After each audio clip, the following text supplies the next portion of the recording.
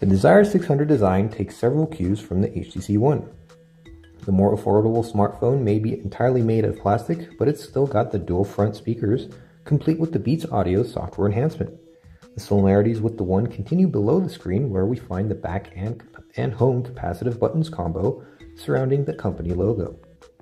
Speaking of the screen, it's a 4.5-inch Super LCD2 of QHD resolution, resulting in a pixel density of 245 pixels per inch. A 720p display would have certainly been nicer, but obviously the budget didn't allow it.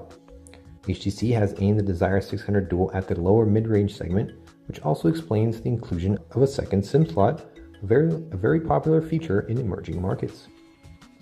Under the hood, the Desire 600 Dual SIM packs a Qualcomm Snapdragon 2 chipset with a dual-core 1.2 GHz Cortex-A5 CPU and Adreno 203 GPU.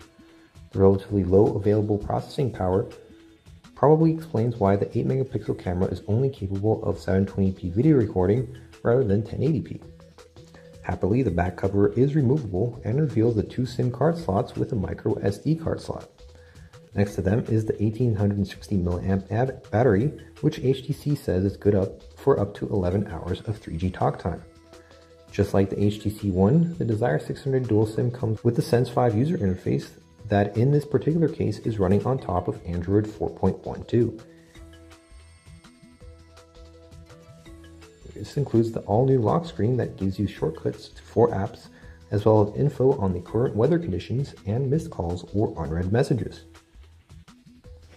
Past it, you're greeted with the Flipboard-like blink feed.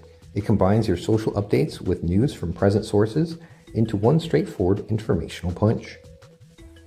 The blink feed is the first pane by default, but can be moved or even disabled. Moving to the right of blink feed reveals the familiar old home screen. You'll notice, however, that app icons are refreshed entirely in Sense 5. You can have up to 5 home screens, which can hold apps, shortcuts, and widgets. Instead of side-scrollable paginated panes, you get an interrupted vertically scrollable grid of icons with added settings, Google Play, and search shortcuts. The task switcher interface is redesigned too. You get to it by double tapping the home button and it displays a grid of 9 thumbnails. To dismiss an app, hold it and flick it up. To get to Google Now, you can simply hold the home button.